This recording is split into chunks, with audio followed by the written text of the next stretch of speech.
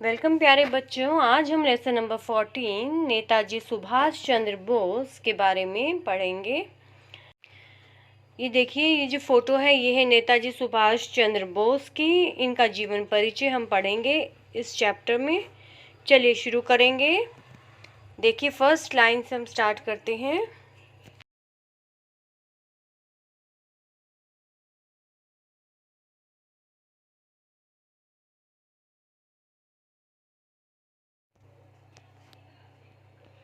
Subhash Chandra Bose was a great freedom fighter. Subhash Chandra Bose कौन थे? एक बहुत ही महान स्वतंत्रता सेनानी थे। He was also known as Netaji. तो उन्हें नेताजी के नाम से पुकारते थे। He was born on 23 January 1897। उनका जन्म हुआ था 23 जनवरी सन 1897 को हुआ था। कहाँ हुआ था? इन अ हिंदू फैमिली इन कटक, ओडिशा। तो कटक एक जगह है ओडिशा में, वहाँ पर इनका जन्म हुआ था। एक हिंदू परिवार में इनका जन्म हुआ था। His father's name was Janaki Nath Bose and his mother's name was Prabhavati Devi.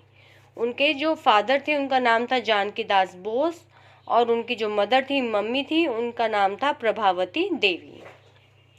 He was a very brilliant student in the school. वो बहुत ही प्रतिभाशाली स्टूडेंट थे स्कूल में। इंटेलिजेंट, ब्रिलियंट स्टूडेंट थे। ही completed his schooling from Cuttack. उन्होंने अपनी जो स्कूलिंग थी वो कटक से ही कंप्लीट की। Matriculation from Calcutta. मैट्रिकुलेशन होता है 10th क्लास।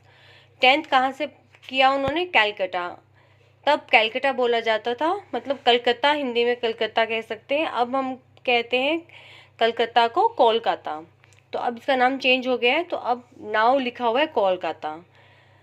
वहाँ से इन्होंने अपनी मैट्रिकुलेशन 10th पास की। And BA from the university of Calcutta in 1918। और जो उन्होंने बीए थी, जो ग्रेजुएशन होती है, वो कहाँ से की थी? यूनिवर्सिटी ऑफ कैलकटा, मतलब कलकत्ता की ही यूनिवर्सिटी थी। कब की थी? 1918 में इन्होंने अपनी ग्रेजुएशन कंप्लीट की।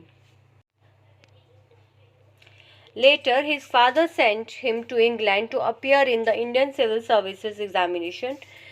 बाद में उनके जो फादर थे उन्होंने उनको इंग्लैंड भेजा ताकि वो इंडियन सिविल सर्विसेज का एक एग्ज़ाम होता है उसको पास करने के लिए उन्हें वहाँ भेजा गया, ताकि वो उसमें बैठ सकें, वो पेपर दे सकें।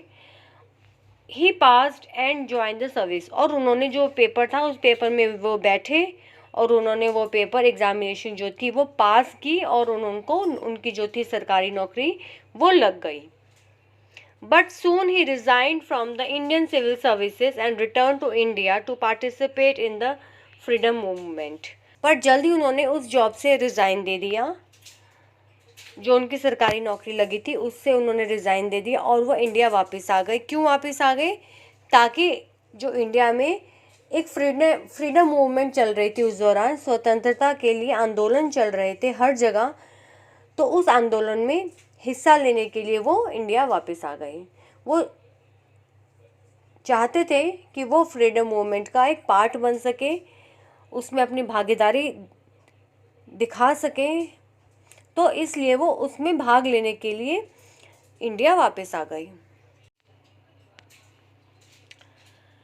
He was very much influenced by the nationalist Deshbandhu Chittaranjan Das, his political guru। जो नेताजी सुभाष चंद्र बोस थे वो बहुत ही ज़्यादा प्रभावित हुए एक राष्ट्रवादी जिनका नाम है देशबंधु चित्तरंजन दास, जो कि सुभाष चंद्र बोस जी के क्या थे? पॉलिटिकल गुरु थे, राजनीतिक गुरु थे। He motivated the people to join the freedom struggle. Netaji Subhash Chandra Bose ने और लोगों को भी मोटिवेट किया, प्रेरित किया, ताकि वो फ्रीडम स्ट्रगल जो आंदोलन चल रहा था उस टाइम पर स्वतंत्रता के लिए, उसमें हिस्सा लेने के लिए और लोगों को भी प्रेरित किया। Subhash Chandra Bose strongly oppose the British rule through the newspaper called Swaraj. Subhash Chandra Bose ने एक न्यूज़पेपर के थ्रू, जिसका नाम था स्वराज, उसके थ्रू ब्रिटिश रूल को अपोज किया, मतलब ब्रिटिश रूल का विरोध किया। ब्रिटिश रूल किसे कहते हैं? जो अंग्रेजों की सरकार थी उस टाइम पर, उसको उन्होंने स्ट्रांगली अपोज किया, विरोध किया उसका। किस तरह विरोध किया? एक अखबार निकाल करके, जिस अखबार का नाम था स्वराज, क्योंकि अखबार, न्यूज़पेपर ही ऐसी चीज़ होती है जो घर घर तक पहुंचती है और जिसके बारे में लोगों को और जागरूक किया जा सकता है कि कैसे हम फ्रीडम मूवमेंट में पार्टिसिपेट कर सकते हैं ताकि हम अपने कंट्री को ब्रिटिश रूल से हम फ्री करवा सकें। He went to Singapore. उसके बाद क्या हुआ? फिर वो बाद में सिंगापुर गए Netaji Subhash Chandra Bose, and formed his own Indian National Army. और उन्होंने अपनी वहाँ पे आर्मी बनाई जिसका नाम उन्होंने रखा Indian National Army, INA, also known as Azad Hind Fauj, जिसको आज़ाद हिंद फौज भी कहा जाता है। ही गेव द स्लोगन, उन्होंने स्लोगन भी दिए। He give the slogan to the army, to his army. क्या क्या स्लोगन थे उनके? दिल्ली चलो एंड जय हिंद, ये इनके स्लोगन्स हैं, इंपॉर्टेंट स्लोगन्स में से हैं ये, दिल्ली चलो and Jai Hind. He inspired his army through his great words, तो उन्होंने अपने बहुत ही महान शब्दों से उसको, अपनी आर्मी को प्रेरित किया। एक जोश भरना होता है आर्मी में, बहुत ही इनके जो ग्रेट वर्ड्स हैं। नेक्स्ट पेज पर आते हैं। ये है जो वर्ड्स है वो है give me blood and I will give you freedom, कि तुम मुझे खून दो मैं तुम्हें आज़ादी दूंगा। To make his motherland free from the rule of britishers, ताकि अपने मदरलैंड को, मदरलैंड कौन सी होती है? मातृभूमि, जहाँ हम रहते हैं, हमारे इंडिया को फ्री करने के लिए ब्रिटिशर्स के रूल से, जो अंग्रेज़ों की सरकार थी उस दौरान, वो जो जुल्म करते थे इंडियंस के ऊपर, एक भय का माहौल था, तो उस रूल से, उस ब्रिटिशर्स के जो रूल था उनसे आज़ाद करने के लिए उन्होंने बहुत कुछ किया। ये तो बहुत थोड़ा है जो उन्होंने यहाँ पे इस चैप्टर में लिखा है, तो बहुत कुछ है पढ़ने के लिए, लेकिन यहाँ पे थोड़ा ही बताया गया है जो बहुत ही इम्पोर्टेंट है, उसको यहाँ पर डिपिक्ट किया गया है। तो आगे हम चलेंगे। इट इज़ बिलीव दैट, उसके बाद चलते हैं, लास्ट है, it is believe that Netaji died in a plane crash in Taiwan in 1945। तो ये माना जाता है कि जो नेताजी थे वो एक प्लेन क्रैश के दौरान उनकी मृत्यु हो गई थी 1945 में ताइवान में।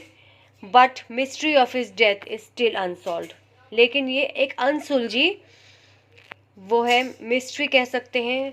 अब ये सुलझ नहीं पाया है कि उनकी जो डेथ थी वो कैसे हुई थी, तो ये अनसॉल्व्ड है, अभी तक इसको सुलझा नहीं पाए हैं।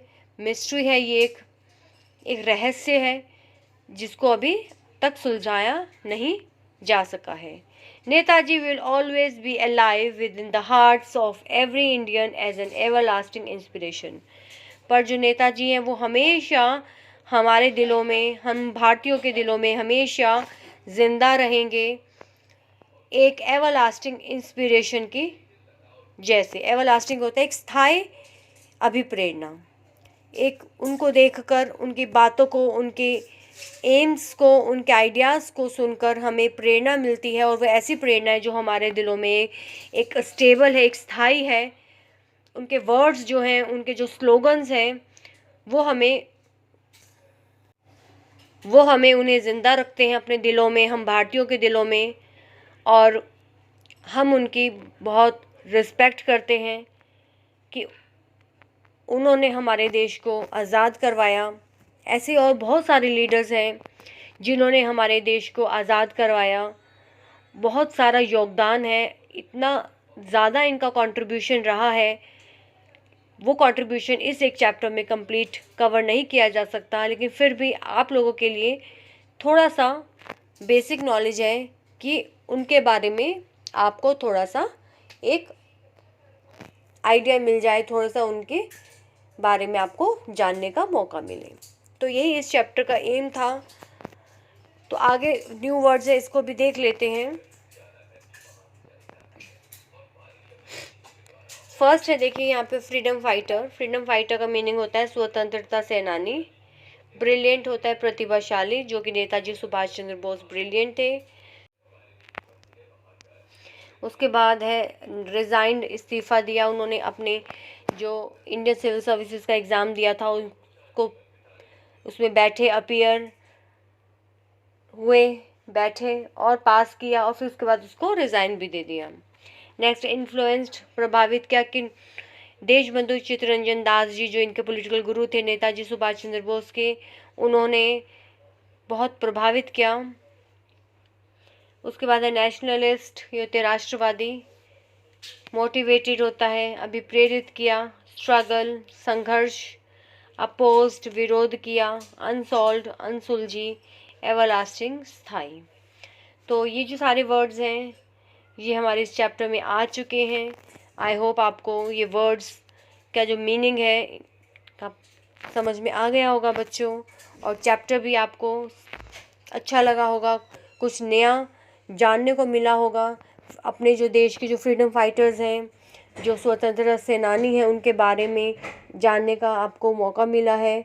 आप इसको जानें, और भी आप अपने टीचर से पूछ सकते हैं, और जो फ्रीडम फाइटर्स हैं उनके बारे में आप जान सकते हैं। तो इसी के साथ ये चैप्टर कंप्लीट होता है। मिलते हैं नई वीडियो में इसके क्वेश्चन आंसर्स के साथ।